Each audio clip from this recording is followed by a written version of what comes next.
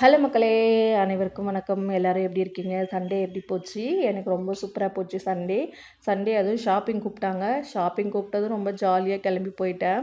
கிளம்பி போனோடனே அம்மா வந்து புடவை வாங்கினாங்க. அதேமாதிரி வந்து அவங்களுக்கு வாங்கும்போது எனக்கும் ஒன்று வாங்கி கொடுத்தாங்க. எதுக்குமா சாரீனா, நீ ஒன்று வாங்கிக்கோ, நீ இன்னும் ரொம்ப நாள் வாங்காமல் இருக்கல்ல, வாங்கிக்கோ அப்படின்னாங்க. நான் ஒர்க் பண்ணும்போது நிறைய சாரீஸ் வாங்குவேன்.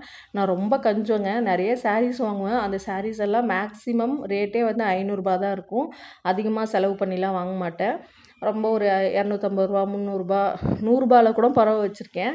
அந்த மாதிரி தான் வாங்குவேன். ரொம்ப ரேட் அதிகமாகலாம் வாங்க மாட்டேன்.